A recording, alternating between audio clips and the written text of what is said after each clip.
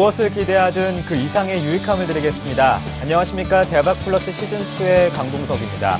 오늘 코스피 지수는 5호장으로 들어오면서 하락폭을 좀 더 키우면서 1900선이 무너진 채 마감했습니다. 미국 출구 전략에 대한 우려, 또 최근 신흥국 증시가 급격히 하락하면서 투자 심리가 위축됐는데요. 우리나라 증시를 포함해서 일본과 중국, 홍콩, 아시아 중심 국가들의 증시가 일제히 하락세 보인 하루였습니다. 당분간 증시 변동성이 큰 만큼 대박플러스 시즌2와 함께 주식에 대한 투자 전략 꼼꼼하게 세우시길 권해드립니다. 오늘 화요일이죠. 무척 더웠습니다. 하지만 이분 강의 들으면서 오늘 시원하게 아마 하루 마감했으면 하는 바람이 있는데요. 오늘 강의는 샘플러스 이상로 전문위원과 함께합니다. 안녕하십니까? 예, 반갑습니다. 대박플러스 시즌2는 두 가지 방법으로 문을 열어두고 있겠습니다. 먼저 무료 문자 열려 있습니다. 013-3366-0110번 무료 문자 보내실 수 있고요. 또 한 가지 서울경제TV 대박플러스 시즌2 시청자 게시판에 글을 남겨주시면 저희 전문가들의 친절한 답변도 받아보실 수 있습니다. 또한 월요일부터 금요일까지 5번의 강의 자료가 함께 올려지고 있습니다. 여러분의 주식 공부에도 큰 도움이 되었으면 하는 바람 가져봅니다. 이상로 전문위원의 알찬 강의와 또 관심 정보 받아볼 수 있는 시간 대박플러스 시즌2 문을 활짝 열어보겠습니다.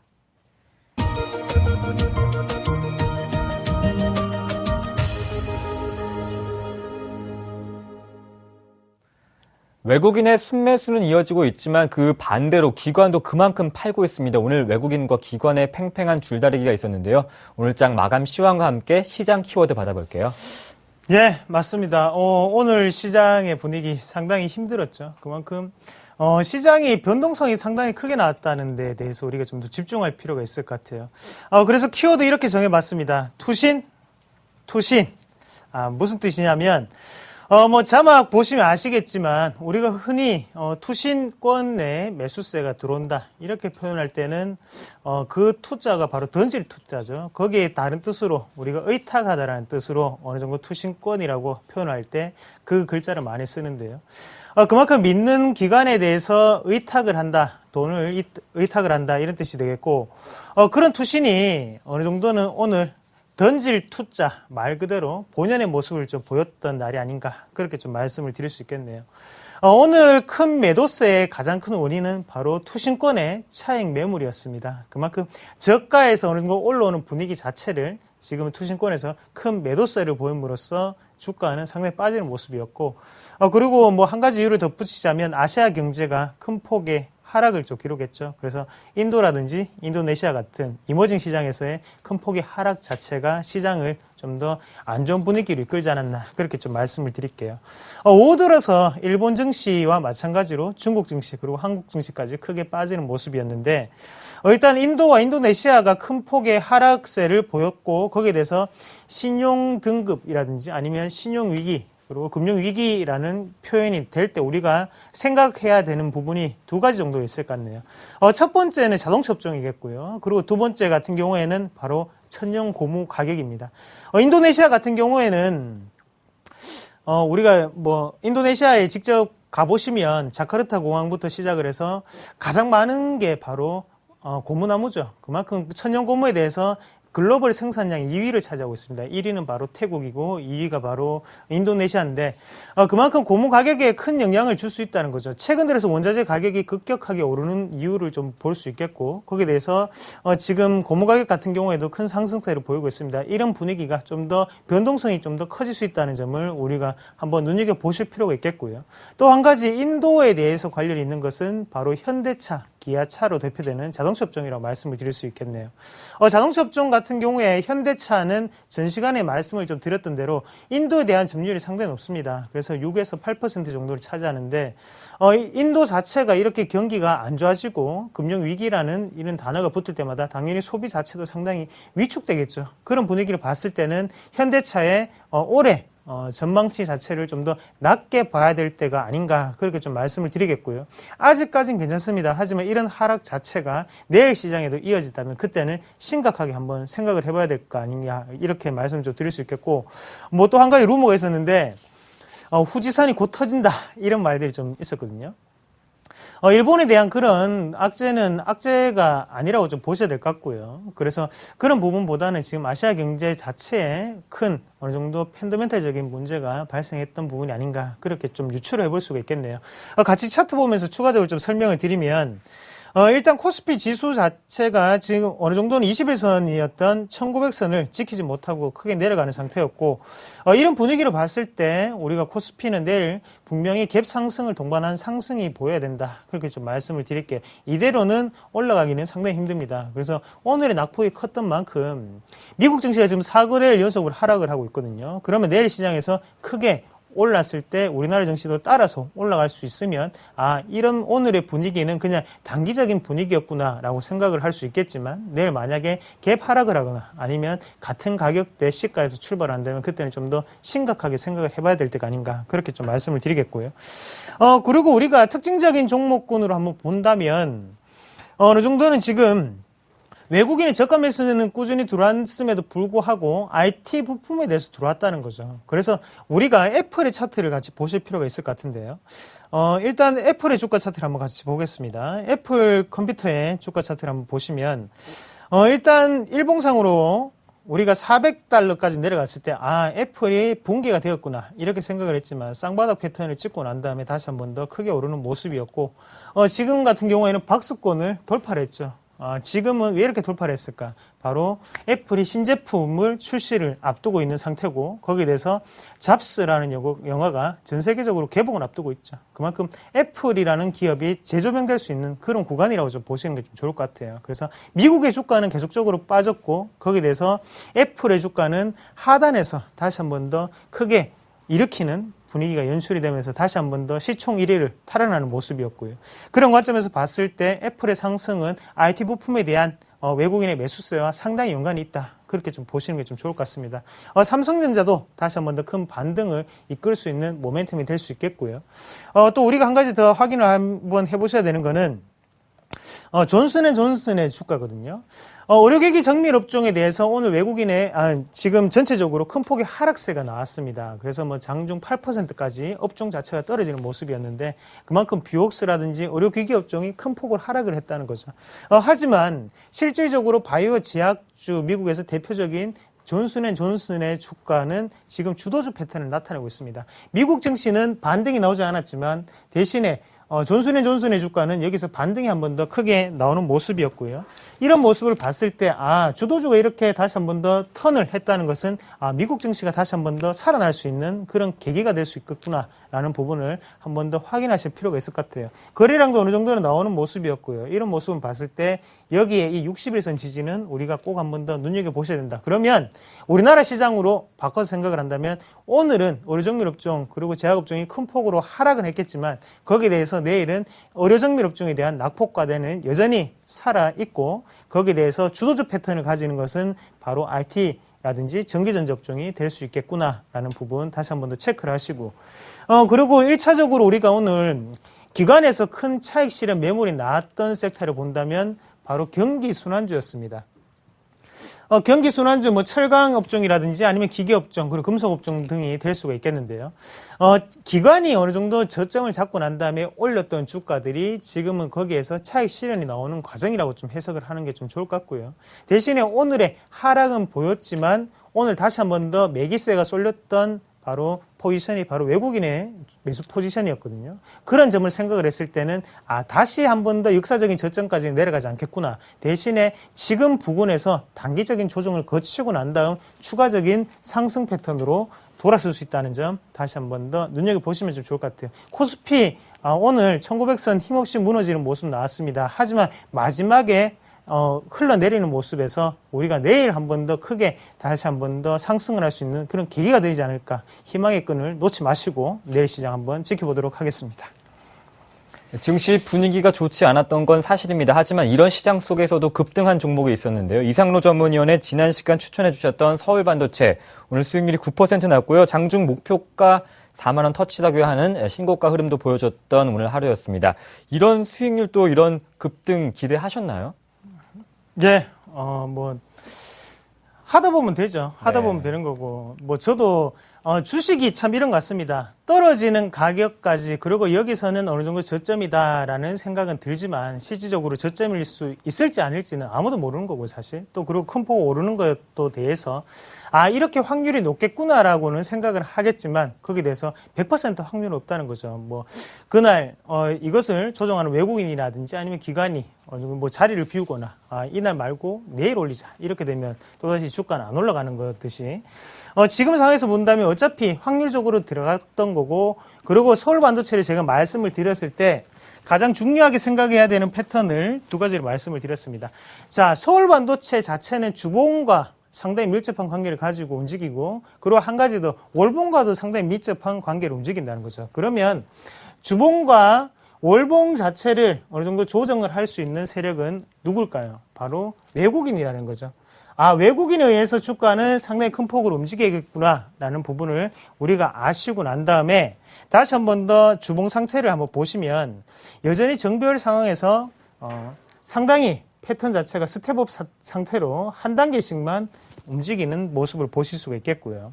월봉으로 보면 더욱더 기가 막히게 되죠. 월봉으로 보면 저점은 무조건 주봉상, 월봉상에 나오는 저점을 밟고 올라가는 모습. 그리고 지금 5일선을 타고 올라가는 모습은 추가적인 상승 기조는 이어질 수 있겠구나. 외국인이 하단에서 물량을 잡고 난 다음에 지금 이 시점부터는 3만 원대죠. 3만 원대부터는 새로운 외국인이 지금은 시세를 이끌어가고 있습니다. 외국인이 들어와서 이끄는 종목군은 항상 장기적으로 가져가도 무방하더라. 이런 결론을 좀 내릴 수 있겠고요. 그런 관점에서 봤을 때 서울 반도체 아직까지도 배고프다. 그만큼 헝그리하죠.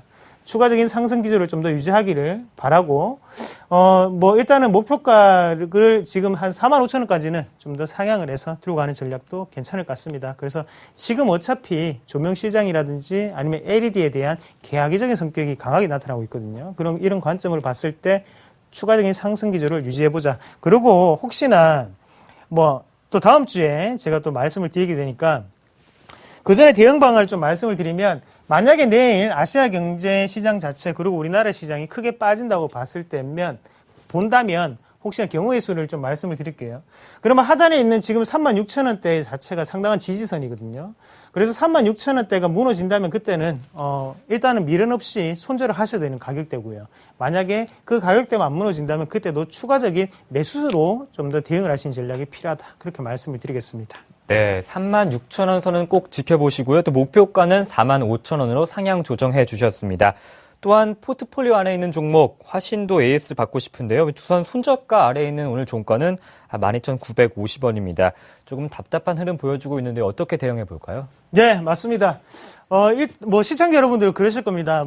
오른 종목보다는 빠진 종목이 더 궁금하죠. 네. 오르면 원래 들고 있으면 오르는 거고 빠진 거는 어떡하지라고 고민도 되고 주름살 한 개 더 늘고 흰머리 한 개 더 느는데 화신 같은 경우도 지금 제가 보는 시각으로는 일단은 61선 자체를 한번 지금 121선이죠. 121선의 지지를 받고 있는데 아직까지는 어느 정도 차트를 만들어가는 과정이라고 좀 보셔야 될 것 같아요. 그래서 원래는 기관이 주인이었던 일봉이 상당히 밀접한 관계를 갖고 있는 차트의 모습을 볼 수 있겠고요. 그리고 주봉상의 움직임이 상당히 중요한 화신이었죠. 그래서 기관의 움직임이 특히 눈에 띄는 종목군이구나 생각을 할 수 있겠는데 오늘 또 큰 폭의 4%대 하락이 나왔다는 것은 그만큼 기관의 차익 실현이 한 번 더 나왔다고 좀 보시는 게 좀 좋을 것 같고요. 자, 내일 시장에서 가장 중요한 거는 기관의 매수세가 들어와줘야 됩니다. 기관의 매수세가 들어와주고 거기에 대해서 외국인보다는 기관을 좀 더 명확하게 보는 화신이 좀 돼야 될 것 같고요. 업종이라든지 아니면 업황 지금 나쁘진 않습니다. 하지만 앞서서 말씀을 드렸던 것처럼 아시아 경제 자체에 불균형이 이루어질 때는 화신은 운송 부품 업체이기 때문에 거기에 대해서 영향을 받는 것은 어쩔 수 없는 거고 그런 과정으로 본다면 하단에 가격대만 좀 더 한 번 더 정해드릴게요. 12,500원을 손절선을 좀 대응을 하시면 좀 좋을 것 같아요. 그래서 오늘의 큰 하락세는 그냥 시장의 분위기상 어쩔 수 없는 하락세라고 본다면 내일 12,500원을 만약에 지지를 못하고 다시 한 번 더 빠질 때는 다시 한 번 더 물량을 모아가는 과정이기 때문에 올라가기에는 상당한 시간이 소모가 될 수 있습니다. 그래서 하단에 12,500원을 손절선으로 제시해드리겠습니다. 네, 화신 기관 매수세 꼭 확인하시고요. 손절가 12,500원 한번 지켜보시는 투자 대응 전략 세워보시길 바라겠습니다. 이제 본격적인 이상로 전문위원의 강의를 들어봐야겠죠? 지금 바로 시작합니다. 5천만 국민들이 모두 주식을 공부하는 그날까지 주식의 기초부터 높은 수익을 내는 방법을 아낌없이 공개하는 이 시간. 이상로의 오주방. 지금 만나볼 수 있습니다.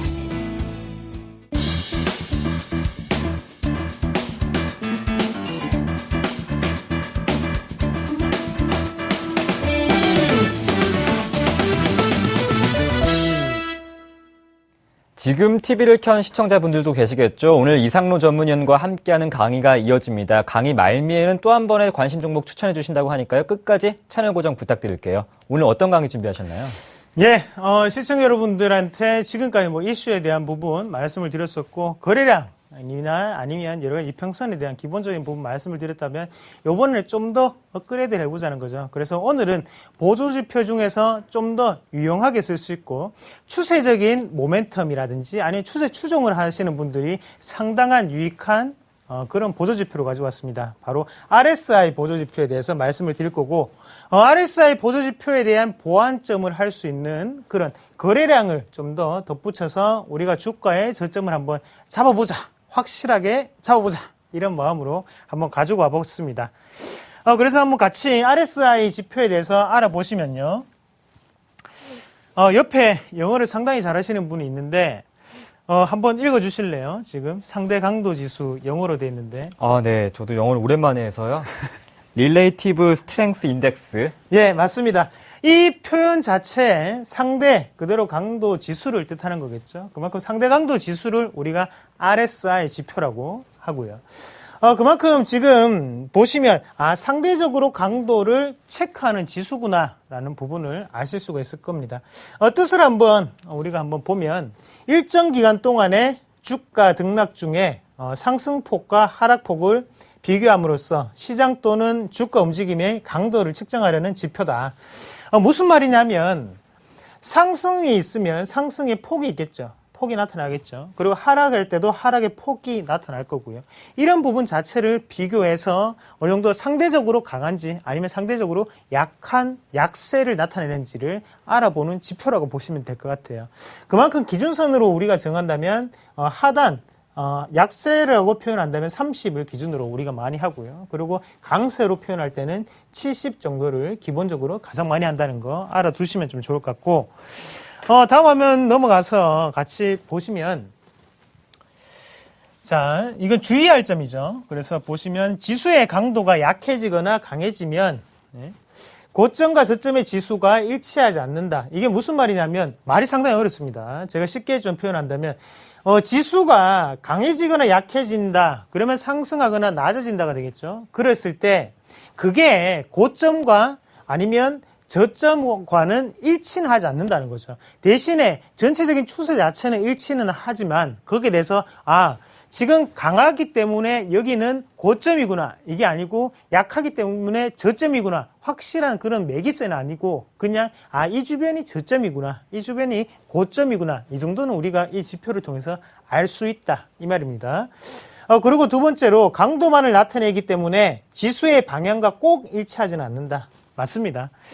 모든 보조지표가 그래요. 그래서 우리 시청자분들이 가장 많이 쓰는 게 스토캐스틱이라든지 아니면 MACD 같은 보조지표가 있겠죠. 뭐 오실레이터 이런 부분 쓰는데 그런 지표를 쓸 때도 항상 일치하지 않습니다. 왜냐하면 그것은 가격과의 가격을 상대로 하는 보조지표이기 때문에 항상 후행성으로 나타난다는 거죠. 그래서 아니면 동행성으로 나타나든지 우리에게 필요한 건 바로 선행성입니다.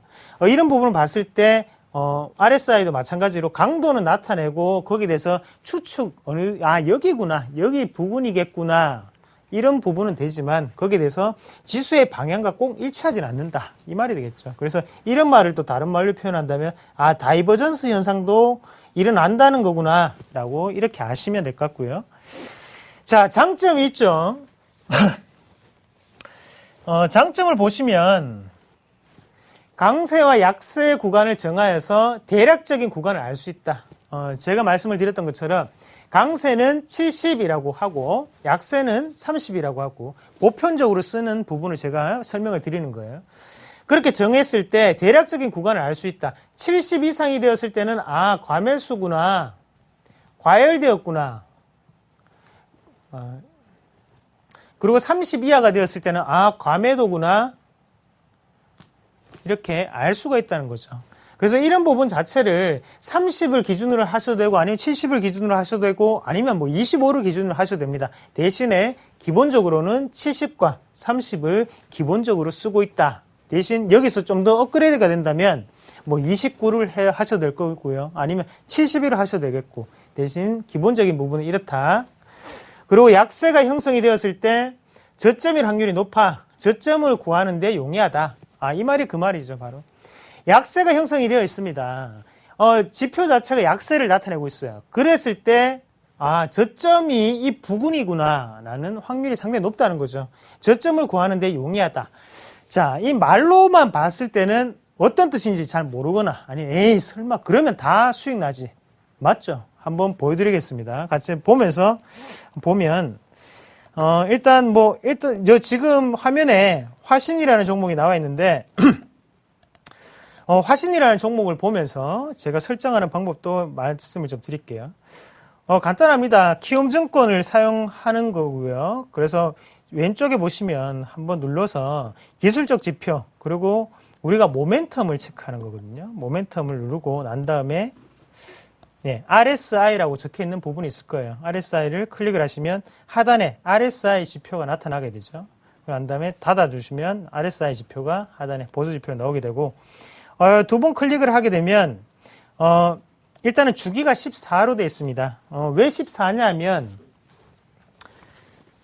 2주일 동안이 바로 14일이죠. 그래서 뭐 이것을 10으로 하시는 분들도 계시고요. 아니면 기본적으로 14로 되어 있지만 10으로, 뭐 우리나라는 5거래일이기 때문에, 그래서 10으로 하시는 분들도 많으시다. 그런 부분 그냥 알아놓으시면 좀 될 것 같고, 여기에 대해서 주기는 큰 뜻은 없습니다. 그냥 요거는 자기한테 맞춰서 어느 정도는, 조절을 할 수 있는 부분이고, 좀 더 짧은 타이밍을 보고 싶다. 그러면 5로 하셔도 될 거고, 아니면 3으로 하셔도 될 거고, 이런 부분은, 체크를 한번 해보시면 좀 좋을 것 같고요. 그래서 14로 돼 있는데, 이 부분은 바꿀 수 있으니까 너무 신경을 쓰지 마시고, 그리고 여기에 기준선 설정이라는 부분이 있어요. 그러면 제가 말씀을 드렸듯이 70과 그리고 30이 나와 있죠. 이 부분이 70 이상이면 과매수, 그리고 30 이하면 과매도, 이렇게 표현을 할 수 있겠어요. 이렇게 한번 보시면 무슨 말이었냐면, 우리가 지금 하단에 보면 여기에서 30 밑에 구간이 좀 나타나고 되죠. 그래서 위에 주가랑 같이 이렇게 연관해서 보시는 게 좀 좋을 것 같은데, 위에 주가랑 연관해서 한번 보시면 자, 주가는 7,680원의 저점을 나타냈습니다. 그때 RSI 지수도 30 밑으로 빠지면서 과매도가 일어나는 과정이었고요. 그리고 앞서서도 마찬가지로 저가를 나타냈을 때 똑같이 RSI 지수는 30 이하를 나타냈던 구간이고요. 여기서도 마찬가지였죠. 이런 식으로 나타나는 부분을 우리가 눈으로 한번 확인하실 수 있겠고, 또 어떤 종목 한번 볼까요? 뭐 아무거나 생각나시는 종목 한 개 말씀해 주시면. 한번 엔터주 볼까요?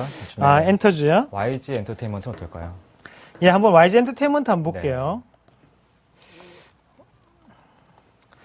자, YG 엔터테인먼트 같은 경우에는 똑같이 나타나는 부분이 좀 나타나죠. 자, 어디가 저점이었냐면 일단 2011년도에 보시면 한번 크게 하락하는 부분이 여기 한번 나타나는데, 여기에 한번 저점이 좀 형성되는 부분. 그리고 지금 한번 최근 들어서 RSI 지표로는 최근 6월달 마지막에 6월 25일쯤이 되겠네요. 이때도 이때가 저점이었구나, 이런 부분이 똑같이 나타나는 부분을 우리가 보실 수가 있을 겁니다. 우리가 이런 부분 처음에 보여드렸던 장면하고 두 번째 보여드렸던 장면하고 지금 한번 보시면 저점은 그래도 이 부분이 항상 저점이 나타나는구나, 이것은 우리가 알 수가 있겠고, 대신에 고점 같은 경우에는 틀릴 때가 상당히 많죠. 이때는 상대적으로 고점이 아니었는데 지금 형성이 되어 있고, 여기서도 마찬가지고요. 그래서 과열 구간은 생각보다는 잘 안 맞더라. 하지만 저점 구간은 상당히 맞을 때가 많더라 하는 부분 체크를 한번 해보시면 좀 좋을 것 같고, 이 말이 바로 아까 전에 약세가 형성되었을 때 저점일 확률이 높아 저점을 구하는 데 용이하다, 이 말이죠. 그리고 강세가 형성되었을 경우에 매도의 시점을 판단하기 수월하다. 무슨 말이냐면, 앞서서 봤던 화면처럼 보시면요, 여기에서는 1차적인 단기적인 파동으로 봤을 때는 매도 국면이 맞죠. 그래서 단기적인 트레이딩 관점으로도 상당히 유용하구나라는 부분을 우리가 알 수가 있다는 거죠. 대신에 여기에서 어느 정도 과매도가 형성이 안 됐음에도 불구하고 주가는 올라가면서 이 중간에 표시되는 이 부분은 우리가 큰 의미를 둘 수가 없다는 점을 꼭 한 번 더 정리를 해드리겠습니다. 같이 또 다음 화면으로 죄송합니다. 단점을 한번 보시는 게 좀 중요할 것 같은데요. 대략적인 구간을 알 수 있기 때문에 실제 투자에 있어서는 보조지표로서의 역할만을 담당한다. 무슨 말이냐면 RSI 지표만을 보면서 투자를 하기에는 힘들다는 거죠. 그래서 주가를 이렇게 크게 벌려서 놓고 보면 항상 맞더라가 되지만 우리가 실질적으로 만약에 이 종목을 살려고 해요. 그래서 YG 엔터테인먼트를 살려고 합니다. 크게 벌렸을 때는 다 맞아 들어갑니다. 하지만 중요한 거는 우리가 6만 원에 살까 아니면 59,500원에 살까죠. 500원의 차이라도 실질적으로 이렇게 반등이 나올 때는 반등은 이렇게 나오지만 우리가 이렇게만 보였었겠죠. 그러면 여기가 확실하게 저점인가 45,350이 저점인가는 모른다는 거죠. 이 부분이 지금 과매도가 일어났고 보조지표로서는 RSI 지표는 지금 매수를 해야 되는 구간에 왔구나라는 부분을 알겠지만 이 가격 자체가 여기에서 추가적으로 하락을 할 수도 있겠고요. 아니면 여기서 추가적으로 상승을 할 때도 상승을 하게 되면 이 보조지표는 다시 한 번 더 원상태로 돌아가겠지만 하락을 하게 된다면 여기에서 좀 더 옆으로 횡보를 하면서 그냥 과매도가 길어지는 구간이죠. 그러면 실질적으로 45,350원에 끝났기에 망정이지 이때 추가적으로 더 떨어졌다면 가격을 조절하기가 상당히 어렵다는 겁니다. 그래서 다른 종목군 같이 한번 보시면요. 이런 거죠. 이런 얘기죠. 자, 삼성전자 잠깐 보면 여기에 먼저 과매도가 좀 나왔습니다. 그러면 이 부분이죠. 그러면 여기에 과매도가 나왔기 때문에 나는 140만 원에 매수를 했습니다. 140만 원에 매수를 했습니다. 그러다 보니까 다시 한번 올라가는 것 같아서 내가 저점을 확실하게 잘 잡았구나 라고 생각하고 있었죠. 하지만 추가적으로 이때까지 또 떨어졌을 때 또다시 과매도가 일어났다는 거죠. 하지만 지금 이때의 가격을 보시면 125만 원이에요. 네. 그러면 단기적인 트레이딩으로 생각을 했던 분 같은 경우에는 지금 벌써 15만 원을 손해를 봤던 거죠. 이게 한 주였으면 망정이지 100주라든지 이렇게 된다면 그때 상당히 큰 손실이 벌써 났다는 거죠. 하지만 그때도 저점은 아니었고 한 번 더 이렇게 되는 경우도 발견할 수 있다는 거죠.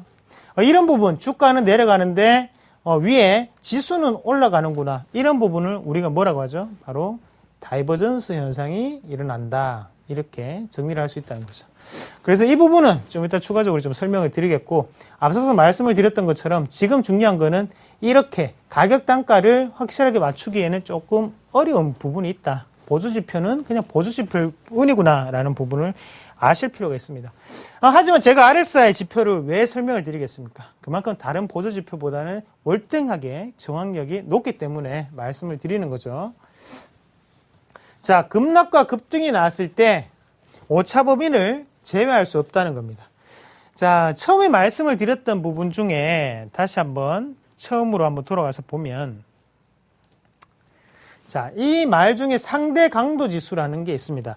제가 무슨 강의를 하더라도 항상 이 어휘의 뜻을 상당히 강조를 많이 해드리는데요. 상대 강도 지수 말 그대로 상대적인 강도입니다. 그러면 우리가 거래량이 크게 실려서 올라가는 급등이 있을 거고 거래량 없이 크게 올라가는 급등이 있을 겁니다. 그럼 이 두 가지가 다르게 표현된다는 거죠. 왜냐? 상대적인 강도이기 때문에. 그리고 아까 전에 삼성전자의 차트를 보셨던 것처럼 자, 여기에서도 급등이 나왔지만 여기에서도 큰 양봉이 나왔지만 이 부분은 크게 표현을 되지 않았다는 거죠. 그러고 난 다음에 크게 빠지는 모습이었고 이렇게 또 크게 급락이 나왔던 것처럼 과매도가 크게 나온 것처럼 보이지만 실질적으로 위에 음봉이 길게 나왔기 때문에 크게 빠지는 것처럼 강도가 크게 나왔다는 거지 실질적으로 이게 저점은 아니었다는 걸 그걸 말씀을 드렸던 거고요. 그래서 상대 강도 지수기 때문에 급등과 그리고 급락에는 약한 부분을 보인다라는 부분 한 번 더 강조를 좀 해드릴게요. 제가 이것을 설명하면서 왜 이렇게 강조를 해서 말씀을 드리냐면 우리가 흔히 일반적으로 보조지표를 쓰실 때 아무 이유 없이 아니면 이게 어떤 것을 뜻하고 쓰는지는 생각도 안 하고 그냥 남들이 MACD 쓰니까 나도 MACD 써야지. 아니면 오실레이터 켜니까 나도 오실레이터 켜야지. 그리고 남들은 이평선 20일 이평선 보길래 나도 20일 이평선 봐야지. 이렇게 하면 안 된다는 겁니다. 중요한 거는 이게 뭘 뜻하고 이게 상대 강도를 뜻하는지 아니면 상대 거래량을 뜻하는지 먼저 알고 난 다음에 이것은 강도를 뜻하는 지표이기 때문에 시장의 강도를 알 수 있겠구나 라고 판단하고 난 다음에 자기한테 맞추는 게 중요한 거지 거기에 대해서 얘는 어떤 걸 쓰니까 나도 이거를 똑같이 써야지 이거는 중요하지 않다는 거예요. 그래서 이 부분을 말씀을 드리려고 좀 더 강조를 해드리는 거고 그래서 급등과 급락에는 상당히 취약한 게 RSI 지표라는 거 강조를 좀 해드리고요. 자, 그리고 다음 화면은 또 단점인데요. 모멘텀 지표이기 때문에 추세적인 판단을 하기는 쉽지만 가격적인 부분을 자세하게 알아내기 힘들다. 말씀을 드렸던 것처럼 140만 원인지 125만 원이 저점인지 이것은 상당히 알아내기 힘들다는 거죠. 대략적으로 140만 원 밑으로는 저점이구나. 장기적인 관점 봤을 때는 당연히 저점이겠죠. 이런 관점이라는 거죠. 자, 모멘텀이기 때문에 추세적인 부분이죠. 모멘텀이. 가격적인 부분을 자세하게 알아내기 어렵다. 그 부분 기억을 하시고요. 추세적인 부분을 대략적으로 나타내기 때문에 고점과 저점을 정확하게 알아내기 어렵다. 그래서 말씀을 드렸던 것처럼 다 차트에서 나오죠. 지금 다시 자, 이 부분이 되게 설명을 하기가 좀 좋을 것 같은데.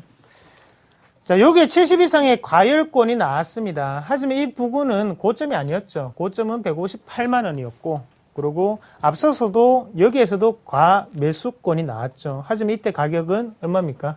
지금 90만 원이죠. 90만 원은 고점이 아니었습니다. 하지만 그 후로 더욱더 크게 올라가는 부분이 나타났는데, 이런 부분, 단기적인 차익 실현으로는 용이하지만 이 부분을 추세적인 관점으로 봤을 때는 고점과 저점과는 일치하지 않는다라는 부분을 한 번 더 기억을 하시고요.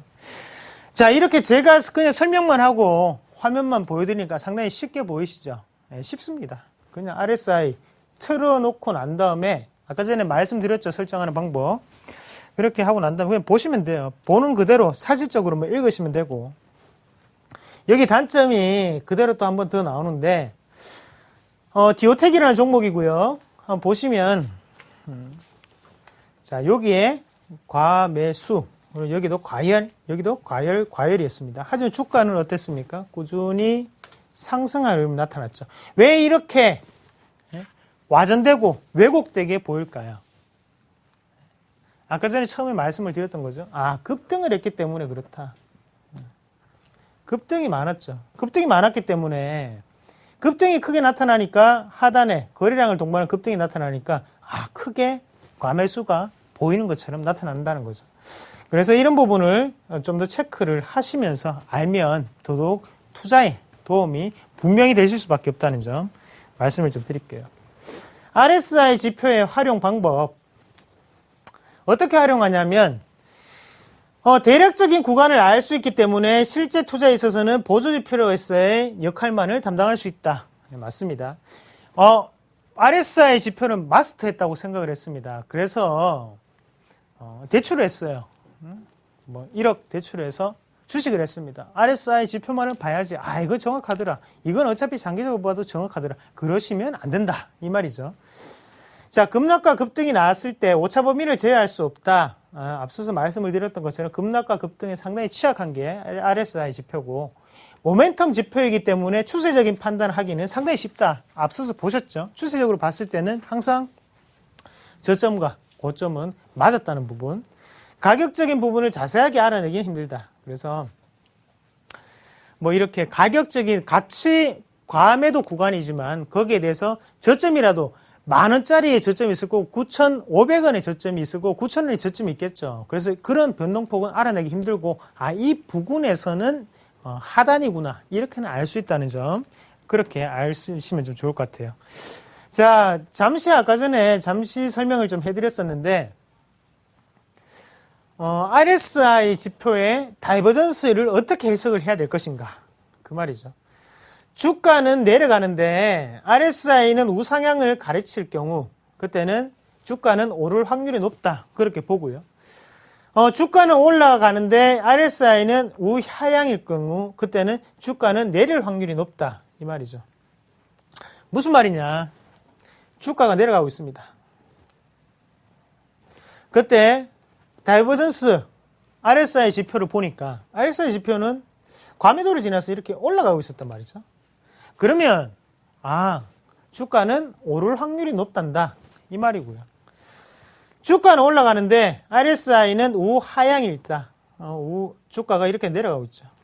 그때 RSI는 우하향 잘못됐죠. 우상향이다.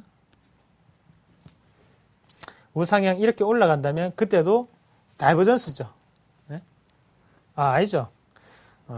주가는 올라가는데 RSI는 우하향이다. 반대로 이렇게 돼야 되죠. 제가 착각을 했습니다. 이렇게 주가는 올라가는데 이거는 대신 내려간다. 이럴 때는 그때는 주가는 내려갈 확률이 높다 이 말이죠. 그래서 이런 부분 기억을 먼저 하시고 다음 화면 보면서 말씀을 좀 드리면 자, 플렉스컴이라는 종목이고요. 자, 주가가 조금씩 내려가는 추세적인 부분을 나타내고 거기에 대해서 하단에 RSI 지표는 올라가는 흐름을 좀 나타내고 있습니다. 그랬을 때 우리는 뭐라고 한다? 다이버전스 현상이 나타나는구나. 그래서 지금 상황에서는 매수로 임해도 괜찮은 구간이구나. 이렇게 알 수가 있다는 거죠. 주가는 오를 확률이 높다. 이렇게 되는 거고. 자, 다음 화면 보시면 자, 동국제강입니다. 동국제강. 이렇게 내려가고 있죠. 그때도 밑에서 올라가는 그런 흐름이 나타나고 있죠. 그래서 반대로 움직이는구나. 최저가는 여기 형성이 되어 있지만 왜 제가 여기가 아니고 왜 이렇게 끄었냐면 부근이라고 말씀드렸죠. 부근. 여기 부근이 저점이고 그러면 응집해 있던 여기에 평균 가격을 봤다는 거예요. 그래서 평균 가격보다는 여기가 더 낮게 형성이 되어 있기 때문에 이렇게 내려가는 것처럼 그렇게 끄었습니다. 평균적인 가격을 보고 자, 요 화면도 네페스라는 종목인데 실질적으로 우리가 하단에서 이런 거래량이 크게 나타난다면 급락 후 첫 양봉이죠. 원래 기본 패턴이. 무슨 말이냐면 급락 뒤에는 항상 첫 양봉이 나왔을 때는 추세가 전환이 되었다. 이런 말이 상당히 많죠. 그럴 때 여기서 어느 정도 형성이 되었고 주가는 빠졌습니다. 빠지고 이 부분 RSI 지표는 올라갔죠. 그러면 RSI 지표는 올라갔고 주가는 더 빠졌으니까 여기에서는 더욱더 빠지지 않겠지라고 우리가 생각을 할 수 있다는 거죠. 자, 여기에서 세 가지 그림의 공통점이 한 가지가 더 있습니다. 바로 거래량이라는 거죠. RSI 지표만을 보면 고점과 저점을 파악을 하는 데 용이하지만 그 지점이 가장 저점인지 아니면 가장 고점인지는 파악하기는 상당히 힘듭니다. 거기에 대해서 거래량을 우리가 체크를 한다면 플러스 알파가 될 수 있습니다. 그래서 거래량을 보면서 하면 좀 더 효과적으로 대응을 할 수 있겠구나. 항상 그랬죠. 여기에서도 동국제강 같은 경우에도 급락했을 때 거래량이 상당히 터졌죠. 하지만 여기에 보면 더 이상 설명 안 드려도 되겠죠. 무슨 뜻인지 이해되시죠? 자, 이런 부분을 우리가 한번 보신다면 앞서서 있던 거래량도 있었고 그리고 뒤에 있던 거래량도 있었고 이렇게 했을 때 왜 이게 제가 내려간다고 껐는지 이해가 되실 거예요. 그리고 밑에 강도 지수기 때문에 똑같이 형성이 되는 부분도 파악을 하실 수가 있겠고 자, 설정 방법을 아까 전에 말씀을 드렸고 그래서 같이 한번 볼게요. 설정 방법 다시 한번 말씀을 드리면 여기 옆에 단추를 누르고 난 다음에 기술적 지표 안에 모멘텀 지표를 체크를 하셔야 됩니다. 자, RSI 지표는 뭐다? 모멘텀을 나타내는 지표이기 때문에 모멘텀 안에 있다. 네, 기억을 하시고요. 어차피 강의 자료는 같이 서울경제 홈페이지에 다 게시가 됩니다. 그 화면을 좀 참고를 하시고. 자, 그러면 이런 거를 한번 응용을 한번 해볼게요. 그래서 아무 종목이나 한 개 뭐 산다고 치고 한번 보겠습니다. 어떤 종목을 한번 해볼까요? 자, 뭐 최근 들어서 낙폭이 컸던 이런 거죠. 자, 요게 상당히 잘 나타나 있네요. 뭐였나요? 아, 고려아연이군요. 자, 고려아연 한번 보겠습니다. 고려아연 보면 주가가 어떻습니까? 꾸준히 빠지는 레파토리가 좀 나오고 있고. 자, 이 RSI 지표가 상당히 중요한데 왜 그런 말씀을 드리냐면, 자, 여기에 과매도가 형성이 됐습니다. 맞죠? 여기에. 그러고 난 다음에 주가가 더 빠졌어요. 근데 여기에 어떻게 돼요? 올라갔죠. 대신에 주가는 더 떨어졌죠. 이거 아까 전에 뭐라고 했어요? 바로 다이버전스 현상이구나. 맞죠? 그러면 여기서는 우리가 어떻게 매수. 맞죠? 매수. 그리고 주가는 올랐습니다. 자, 요렇게 응용을 한번 할 수 있다는 거죠. 그래서 요런 식으로 우리가 추세적인 부분을 매매를 하시는 분들한테 상당히 유용한 게 바로 RSI 지표예요. 그리고 뭐 딴 거 종목도 뭐 해볼까요? 뭐 궁금하신 거 있으시면 앵커님 뭐 말씀하시면 제가 아무 종목에 한 개 틀어보겠습니다. 네, 이번에 한번 좀 대형주로 볼까요? 현대차 한번 보겠습니다. 네, 현대차 한번 볼게요. 자, 현대차 같은 경우에는 자, 고점은 형성이 되는 건 똑같았고, 대신에 우리가 여기서 좀 더 보셔야 되는 것은 여기에 다이버전스 현상이 안 나타났지만 그냥 올라갔다는 거죠. 맞죠? 요것은 조금 패턴이 다른 패턴입니다. 그래서 왜 이런 현상이 나타났냐? 여기에 뭐가 있었습니까? 자, 바로 어딘가요? 여기네요. 여기는 급락이었고 여기는 급등이었죠. 요런 부분에 의해서 왜곡이 조금 되었구나. 하지만 다이버전스 여전히 과매도 구간을 좀 나타냈고 거기에 대해서 추세적인 상승 구간과 일맥상통하는 모습이 꾸준히 나타나고 있다는 부분을 우리가 한 번 더 파악을 하실 수가 있다는 거죠. 이런 식으로 좀 더 다이버전스 그리고 RSI 지표를 이해하기가 쉽지 않겠나 그렇게 좀 말씀을 드릴게요. 내일부터라도 RSI 지표를 좀 더 틀어놓고 여기가 추세적으로는 어떤 부분이구나. 저점 매수를 하시는 분들이나 아니면 외국인 추종 하시는 분들 그리고 또 대형주를 하시는 분들 또 뭘까요? 자주 매매 안 하시는 분들 뭐 2년, 3년 묵혀 놓으시는 분들 아니면 1년 이상 가져가시는 분들 상당히 유용합니다. 꼭 체크를 해놓으세요. RSI 지표입니다.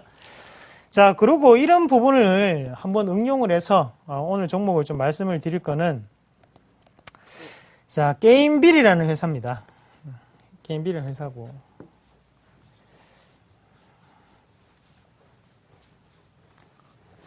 자, 게임빌은 왜 제가 그냥 설명을 드리냐면 뭐 실적도 안 좋았습니다. 실적도 안 좋았고 대신에 우리가 오늘 뭘 공부했습니까? RSI를 공부했죠. RSI를 공부했기 때문에 그 부분을 써먹어야겠죠. 응용을 어떤 부분에 해볼까? 응용을 할 수 있는 종목이고 보시면 지금 한 번에 하단이 내려왔음에도 과매도가 형성되고 다시 한 번 더 여기에 내려왔는데 지금 어느 정도 다이버전스 현상이 조금 일어나는 그런 단계가 형성이 되었습니다. 그래서 이런 부분을 봤을 때 여기에서 추가적으로 저점이 형성된다면 한 번 더 올라가지 않을까 그렇게 조금 전망을 해보겠고요. 이런 게임빌 같은 경우에는 지금 실적이 안 좋습니다. 실적이 2분기에 상당히 실적이 안 좋았는데 그게 누구 탓입니까? 카카오톡 탓이죠. 무슨 말이냐면 게임주들의 가장 큰 문제점이 최근 들어서 모바일 게임을 대부분 다 요새는 하죠. 편리성 때문에. 그런 회사들이 카카오톡이 플랫폼을 형성을 하면서 수수료를 나눠서 가지게 돼요.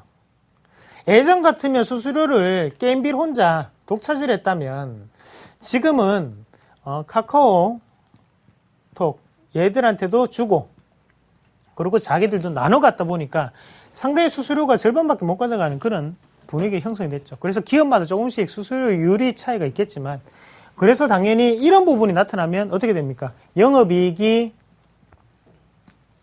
내려가고 알죠? 아시겠죠? 대신에 왜 제가 이 말씀을 드리냐면 해외 매출은 증가를 했다는 거죠. 중국뿐만이 아니라 앱스토어라든지 안드로이드 마켓을 통해서 게임빌이 상당히 히트를 치고 있습니다. 그런 관점에서 본다면 이런 카카오톡 서비스에 대해서 들어오는 매수세는 국내에 한정되어 있기 때문에 조금 더 3분기에는 좋은 모습이 나타나지 않을까 그런 기대감을 좀 가지고요. 그리고 오늘 같은 경우에는 다이버전스 현상이 나타났고 거기에 대해서 RSI 지표도 과매도 구간을 형성을 하고 난 다음에 주가는 더 빠졌기 때문에 여기가 추가적인 저점이 아닐까 그렇게 좀 생각을 해서 추천을 해드립니다. 한번 가격적인 부분을 보시면 가격 매수가를 좀 말씀을 드리면 매수가 같은 경우에는요 63,000원에서 63,500원 사이를 좀 보시는 게 좀 좋을 것 같아요. 그래서 63,000원 63,500원 그리고 손절선은 좀 짧게 대응하겠습니다. 62,000원을 손절선으로 대응을 하자. 왜냐하면 실적이 좋은 종목은 꾸준히 들고 가셔도 됩니다. 하지만 실적이 나쁜 종목은 어디가 저점인지 사실 모르죠. 하지만 보조지표로는 저점이 나타나고 있다. 그래서 1차적인 목표가 같은 경우에는 상단에 7만원이죠. 7만원까지는 홀딩 하시는 전략 말씀을 좀 드리겠습니다. 오늘 게임빌 추천해 드리겠습니다. 오늘 이상로 전문위원의 추천 종목은 게임빌이었습니다. 매수가 63,000원에서 63,300원, 목표가 7만원 적절하게 대응해 보시면 좋을 것 같습니다. 오늘 강의는 믿고 보는 전문가죠. 샘플러스 이상로 전문위원과 함께했습니다. 고맙습니다. 네, 고맙습니다. 매주 월요일부터 목요일까지 주식 승천이 끝난 밤 11시 30분부터 12시 30분까지 샘플러스 전문가들의 무료 방송이 진행되고 있습니다. 여러분의 많은 성원과 관심 부탁드리겠습니다.